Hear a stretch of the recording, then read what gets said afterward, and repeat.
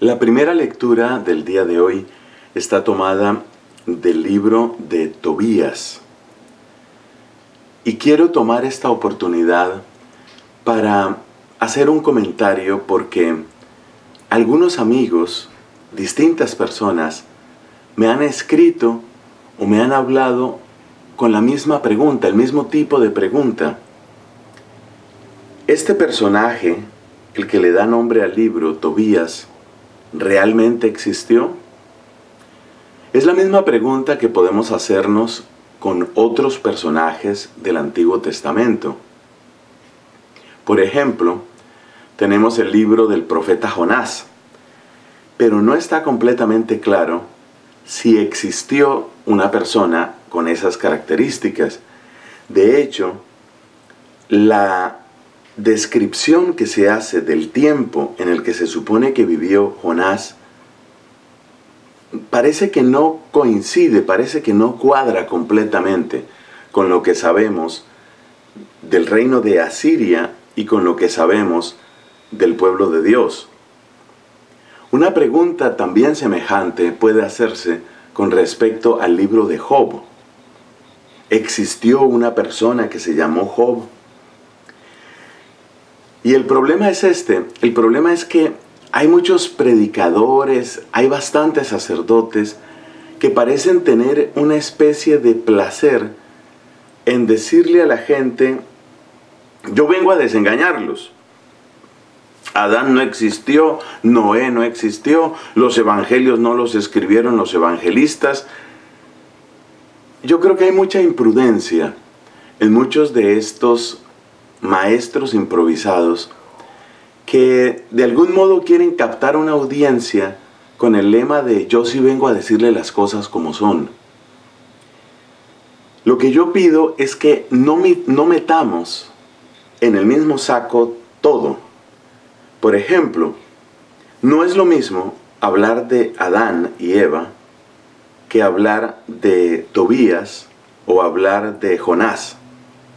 Y no es lo mismo hablar de Adán y Eva, por ejemplo, que hablar de Job. Ni es lo mismo hablar de estos temas y luego preguntarse quién escribió exactamente el Evangelio de Marcos o las cartas que aparecen con el nombre de San Pablo. Son temas distintos y yo simplemente quiero señalar que en esto hay dos extremos. Hay algunos que consideran que si no existió una persona que se llamara Tobías con las características del libro de Tobías, quiere decir que entonces la Biblia es mentirosa. Hay otras personas, en cambio, que quieren convertir en el otro extremo, quieren convertir la Biblia como en una colección de fábulas relativamente edificantes, que únicamente querrían inculcar en nosotros unas virtudes por lo demás muy razonables: ser buenas personas, tratar bien a los demás, ser buenos ciudadanos, cosas parecidas. Mira, cuando nosotros hablamos de la existencia de Adán y Eva, estamos hablando de los primeros seres humanos. Que el nombre específico de ese ser humano fuera Adán o fuera Eva, eso no es lo más importante.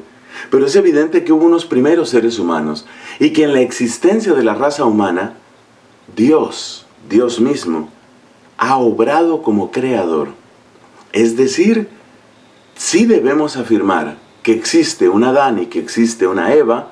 Por supuesto, los nombres tendrán un valor simbólico, pero esas personas que son nuestros primeros padres, por supuesto que existen. De otra manera, la raza humana resulta inexplicable. O de otra manera, la dignidad humana resulta perdida. Porque si no reconoces que hay algo distinto en la raza humana, algo distinto del resto del universo visible, pues estás destruyendo un elemento fundamental de la revelación bíblica, estás negando tu fe. Entonces, eso en cuanto a Adán y Eva.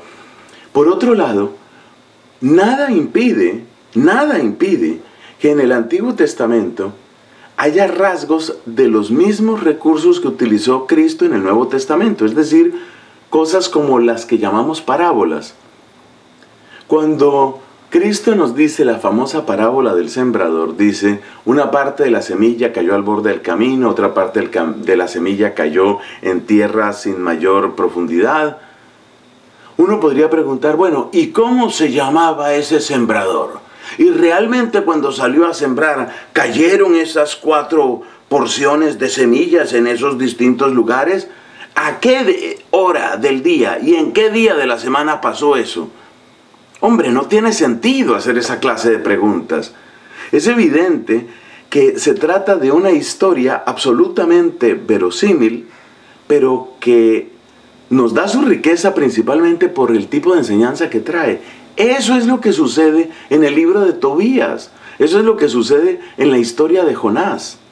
Se trata de lecciones preciosas que autores sagrados, guiados por el Espíritu Santo, nos presentaron. Es decir, la característica fundamental del profeta Jonás, o la característica fundamental del libro de Tobías, no está en cuál era la huella digital, cuál era el número de pasaporte de Tobías. Eso no es lo más importante. Lo más importante es qué enseñanza nos deja esta historia, esta narración, esta especie de parábola. ¿Qué enseñanza nos deja? Y esa enseñanza es absolutamente preciosa.